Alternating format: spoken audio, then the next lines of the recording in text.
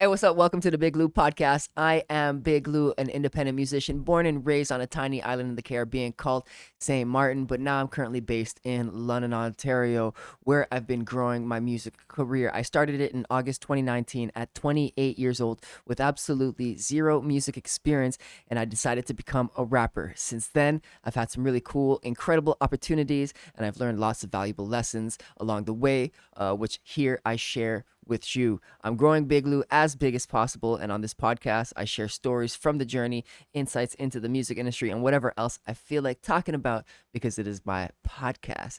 Um, in this episode, this one's a little bit special. I recorded it at the end of November when I was traveling back to St. Martin, and I was just a couple of days after the keynote concert that I threw called Mindset Go for the first one ever. And I didn't do a proper introduction, and I had other episodes in the meantime. It's kind of ish a lost, recycled episode. So I wanted to make a quick little introduction for you. But in that episode, I'm just gonna put it on. He slash me in the past talks a little bit about an intro and where I'm at and the headspace I'm at, and then I get into the episode too. So I hope you enjoy it, and I'll see you as this version again at the end. And today, I want to talk to you briefly. I'm still in a winter jacket. I'm a little chilly. I'm in a hotel room, traveling home tomorrow to St. Martin, and I just finished a workshop at the Pink Light Studio with Mika and I always slip her name. Cameron, Mika and Cameron. It was a super great performance workshop. Got some great feedback in terms of showing the people instead of telling the people what your message is. And so if you do that in between your songs, it goes a little bit further and it makes it a little bit more impactful and less of a preachy way too. That said, I get into different kinds of tips and tricks around being an independent artist and growing my career. And if you're still here, thank you so much for being here and listening. Today, we're going to be talking briefly about my experience with a keynote concert that I recently held. For those of you that do not know what a keynote concert is, it's something that I did not term, that I credit to Tiamo. But it is something that I brought to London, Ontario for the first time, and it's a combination of keynote speeches with music performances. We combined original songs with the stories that we were telling to create a more dynamic kind of experience for the guest, and it was an incredible experience. And I just wanted to share a couple of lessons for maybe me to watch this in the future when I'm doing the next one. My three takeaways leading up to the event, what I would have done differently. Maybe I make another one later. Three things I would have done differently on the day of, as a good conversation piece. But yeah, let's get to that without wasting any more time. So the first thing that I would have done differently leading up to the event is bank content. Create more contents that I need before I even start like promoting or yeah, before the promotion even begins, before even speakers are confirmed. You have the venue, start making some content around it. You have the date, start making some content around it. And that said, have the date 4 months out at least. This time I did it about 2 months out. So if I have the date 4 months out, I would make sure to have an idea as to what kind of contents I want already. I will have done research around different kinds of contents that I need to create, come up with variations of them, come up with a plan and strategy to actually create them, organize them, and then schedule them. And then just have a ridiculous amount going out throughout, trying to target different kinds of people. That's one thing I would definitely do ahead of time. I did do some of my content and I did boost some of it, but that was only on Facebook and Instagram. And I'm not really sure. I didn't dive into the analytics. That's something that I should probably do as well. At least this time around, I'm not so good at it in terms of understanding it all, but it's a work in progress. But another thing that I would do differently is, as well as do Instagram and Facebook ads and do those numbers and study the analytics, I would also do it on LinkedIn because of the type of event it was, a conference. But it proved to be a little bit challenging to set up advertising on LinkedIn for whatever reason. And so I would recommend myself in the future, or whoever else wants to do LinkedIn ads, to spend more than half of the day setting it up and give yourself a buffer period as well, because it gave me some trouble and I wasn't able to figure it out in the time I allotted for it. And then I never really just got back to it in time to make it worthwhile. So I did zero advertising on LinkedIn, and that's something that I would try again in the future as well. Another thing that I would have done differently leading up to the event is find vendors almost, say, 3 months in advance, 2.5 months in advance, because this gives them the time to plan out their marketing, their sales, their strategy as well. It gives you ample time to book out and sell all the vendor spaces that you're offering, which guarantees you some income as well. And it allows you to, if you want, to incorporate some of their vision or at least gather their feedback to make your event better. But this way, if that's done, you can just set that off to the side and not have to worry about it. Maybe have a couple of vendors in backup in case anyone drops out, which is definitely possible.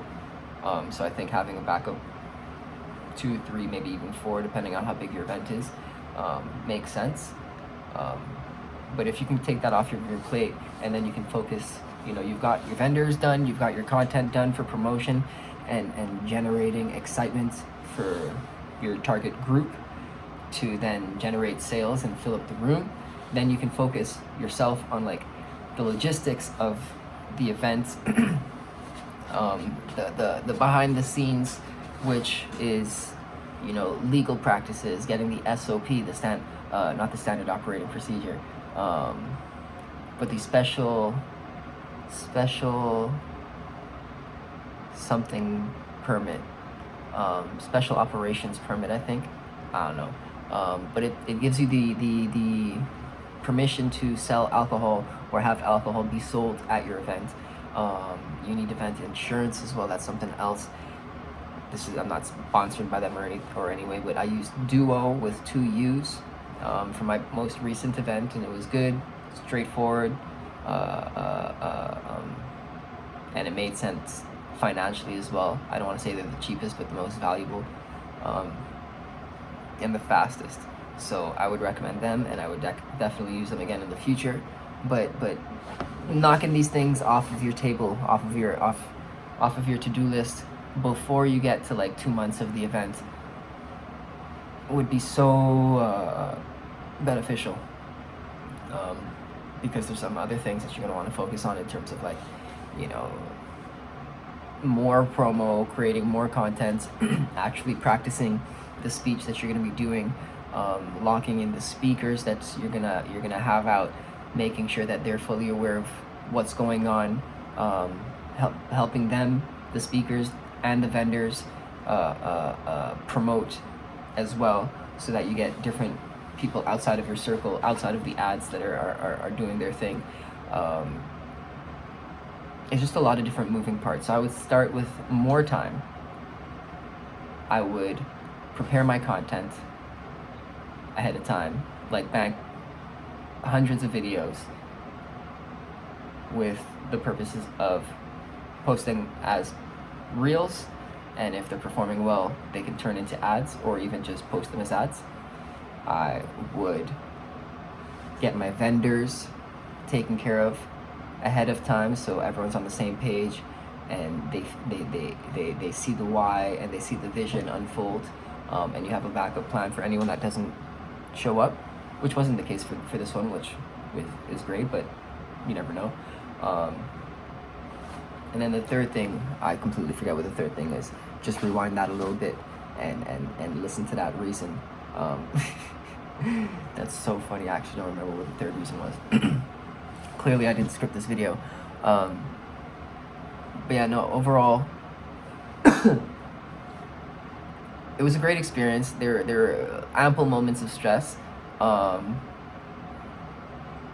We actually planned it for November the 5th, but I ended up postponing it 3 weeks, and it really changed the game because I was able to find other moving parts, like the DJ, like the sound people, other support, an assistant,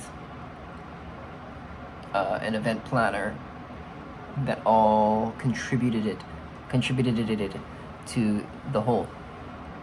Without all of those moving pieces, I wouldn't have been able to execute it the way that I did. And so let's call that the third reason, or the bonus reason. Find a team. Sorry.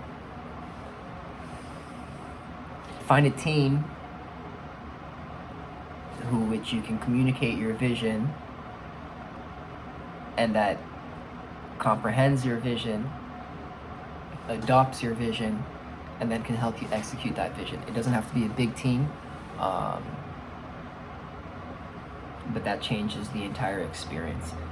So that's reason number 3, or the bonus. Definitely want to do more keynote concerts. It might not be called Mindset Go next time, a keynote concert, something else. We'll see. We've got lots of room to play. And it can be Mindset Go again. It can be a similar concept, just refined. We've got lots of ideas. Anywho, thank you so much for tuning in. My name is Big Lou. This is the Big Lou podcast episode. I don't really know. But if you liked it, make sure to like and subscribe. I will be doing more of these. I hope to take this live onto Twitch, so we can do a live stream. You can join me in person sometimes. If you like that, leave a comment. If you have any questions, leave a comment. If you want to attend the next one that we do, leave a comment. If you're interested at all, we would love to have you out. Until next time. All right, so dope. We made it to the end of that episode. Some of the key takeaways were already addressed, which is awesome. I do want to invite you once again, if I haven't yet, to share any perhaps experiences that you have had in terms of executing events, any feedback, any questions that you may have, and we can definitely address those in the next videos, or whenever I see them again. But thank you so much for being here until the end. If you've made it this far, and if you thank you again so much for being here and making it until the end. If you haven't yet, please subscribe. It really helps me build my business. I'm gonna make sure to continue to create what I believe to be high value / entertaining videos. Sharing this with a friend will also really help me, as word of mouth is king of advertising, is the king of marketing. You know, I can't depend on this algorithm for too long.